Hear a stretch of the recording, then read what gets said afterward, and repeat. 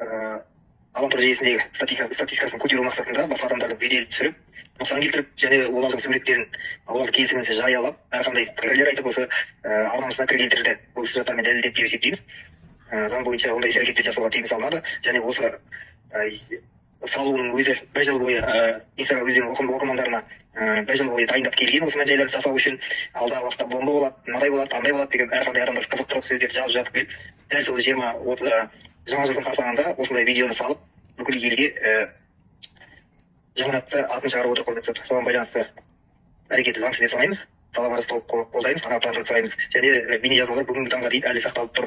Сотқа берілгенімен және осыған дейін айтылғанымен тыңдамай бүгінгі күнге дейін сақтап қойып отыр. Күнделікті қаншама адам қарайды, қаншама адамдар пікір жазады, әлі күнге дейін солар жалғасып келе жатыр.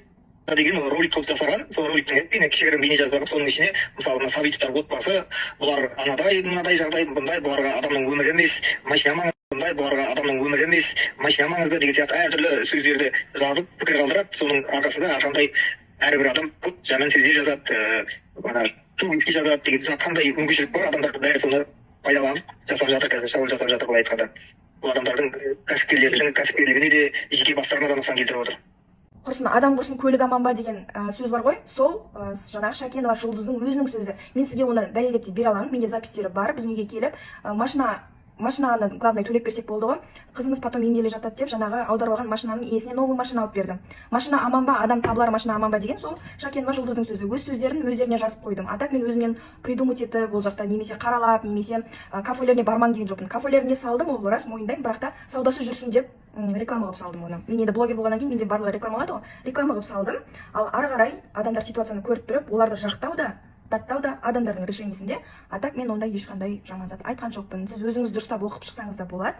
Мен адамдарға айтып бердім, себебі мен туралы адамдар көбірек білгісі келеді. Мысалы, мен 2 жылдан бері не үшін, мысалы, мына қолымда міне қараңыздар, не үшін қозғалта алмай жүрмін? Адамдарға қызық па? Қызық. Вот блогер болғаннан кейін мен 90%, даже 100% өзімнің өмірімді салып отырамын.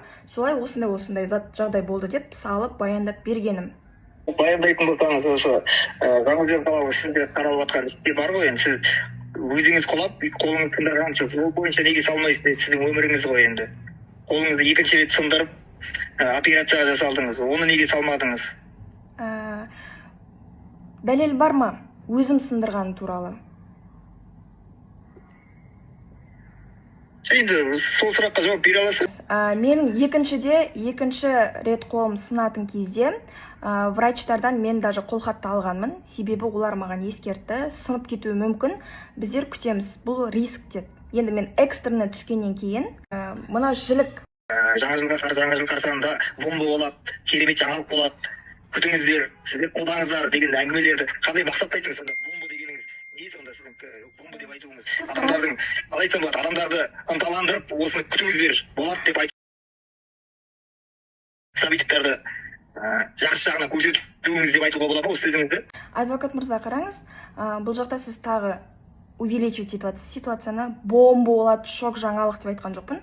Көптен бері, 1 жылдан бері мен ішімде сақтаған, 1 жылдан бері мен басынан өткен, ешкім естімеген әңгімелердің барлығын осы жолы тағайындап, дайындап, осы жылға қалдырып кетем деп айтылды. Атак бомба болады, ойбай, интрига деген сияқты әңгімелерді айтқан жоқпын. Егер бомба болады, вот қараңыздар, шокирующий жаңалық деп айтқан болсам, сол туралы маған скриндат жіберсеңіздер. Сіз тағы да жауап бересіз. Сіздің дәлеліңіз бар ма? Сіздің адамдар сұрап отыр сізге, не бомба, неге интервью жасап отырсыз, айтсаңызшы деп сізге жазған. Дәлел бар ма? Нелері жазбалары бар. Соған байланысты мен сұрақ қойып отырмын. Неге бұлай 1 жыл бойы дайындаудың қандай қажеттілігі болды? Сонда соншалықты зиян келтіру үшін 1 жыл дайындалдыңыз ба деген сұрақ қой енді. Енді қараңыз, мен 1 жылдан бері 5 операциядан өту, бала үшін, тем более мен әлі жаспын да, жасым небәрі 20-да, 19-дан 20-ға қараған жасымда дәл осындай ауыр стресстерді көтеру, адамдардың маған жасаған, именно Сабитовтардың жасаған опасыздықтары, маған кешірім сұрамауы, тістерімнің сынғаны, өзімді қабылдай алмауым, депрессияға ұшырауым, стресске түскенім, өзім киіндіре алмай, өзімді жуындыра алмағанымның барлығы менің ішіме жиналып, сондай стрессте мен 1 жыл бойы ішім толып кетті. Мен 1 жыл бойы өзімді қабылдай алған жоқпын. Бұл психологиялық жағдайда сонда сіз үшін норма ма? Енді тағы бір сұраққа жауап беріңізші. Осы подписчиктер подписчиктер жасалмай тұрып сіздің подписчигіңіз қанша болды және бүгінгі таңда қанша? Кейін чисто сторис арқылы ешқандай да подписчик келмейді. Егер рилсқа салып, мен каждый апта сайын, егер постымның барлығын қарап отырсыз ғой, мен уже оқырман болып кеткен шығарсыз. Мен бір күн сайын посттар салам, бір күн сайын рилстар салам, чтобы өзімнің охватымды көтеру үшін. Ол өзімнің приколдармен, өзімнің контентімен кетіп жатқан зат. Ал чисто сториспен ешқандай охватта, статистикада подписчик келмейді. Оны любой блогерден сұрасаңыз болады. Сіз тағы дәлелсіз маған жала жауып отырсыз. Уже үшінші жала жабу кетіп жатыр. Судья ханым, бұндайға шара жоқ па сонда? Жақсы, айтыңызшы, жаңағы бейнежазбаны нақты қашан салдыңыз? Бейнежазбаны ДТП болғаннан кейін ровно 1 жыл 26 күннен кейін салдым. 27 күннен кейін. Мен айтып өтейін, құрметті, енді ол операция жасалып ДТП-да шыққаннан кейін бізге жеткен мәлімет бойынша жауапкер өзі Банияда жүрген уақытта қолын сындырып алған дейді. Екінші рет құлап қолын сындырып, ол бойынша операция жасалған. Енді біз оны Жаңаөзен қалалық сотына ол құжаттарды табыстадық.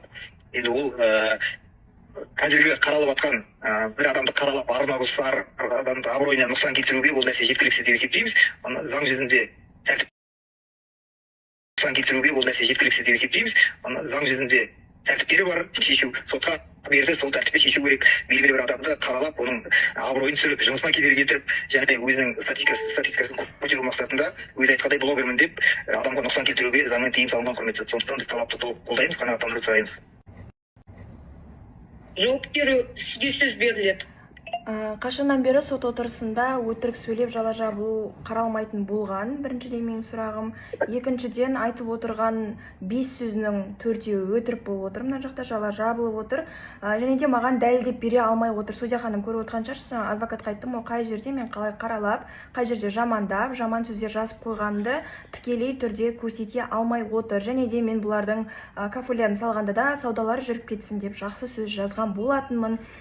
Үшіншіден бұл жақта жаңа қолын өзі сындырды деп тағы да жала жауып жатыр. Мен ескертіп отырмын, мен өзім сындырған жоқпын деп. Адам өз-өзінің қолын сындырудан білмеймін, адам өз-өзіне қастандық қыла ала ма? Құрттай грипп болған кезде жандарыңыз шығып ауырып жатамыз ғой.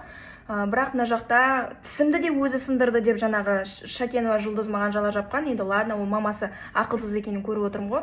Бірақ мына жақта адвокаттар да ондай деп ойлаған жоқпын да. Қандай адам өзінің қолын өзі сындырады? Мен сол үшін де дәлелдеу үшін, нақты фактпен сөйлеу үшін доктордан қағазы да алған болатын. Себебі 3-4 айда сенің қолың сынып кетуі мүмкін, сынбауы да мүмкін, риск деп айтқан болатын. Бірақ 3-4 айдан кейін менің қолым сынып кетті. Бірақ оны маған алдын ала айтылды. Сол алдын ала айтқан туралы растайтынын мен доктордан қағазын алған болатынмын. Соған қарамастан маған әлі күнге дейін жала жауып отыр, және де сторис охватын көтеру үшін дейді. Мен бұған дейін де блогер болғанмын, бұл кейін де бола берем. Бірақ сторис охватын көтеріп отыр деп, егер ол маманның, жаңағыдай инстаграмның маманы болмайтын болса, білмейтін адам сөйлемегені дұрыс деп ойлаймын. Мен достық шешімге келемін, егерде менің сұраған материалдық шығынымды өтеп беретін болса. Және де бұл жақта чек, анамналары жоқ деп жатыр ғой. Мен оригинальный чектің барлығын өткізген болатынмын. Қай жерде қандай емге қолдандым, қандай операция қолданылды, қандай больницада жаттым, қандай самолетпен ұштым, қандай дәрі алдым, қандай бинт қолыма орады, қандай стоматологияның тістерімді емдеттім, қайсысына жаңағыдай жұлдырды. Енді менде бір тіс емес қой, 7-8 тіс. Тістің бағасын қазір біліп отырсыздар. Барлығын мен по факту қойып бердім, бірақ соған қарамастан әлі күнге дейін міне сіздің көзіңізше маған тағы да жала жауып отыр. Бұл қаншалықты дұрыс? Сосын мен баняға барған жоқпын.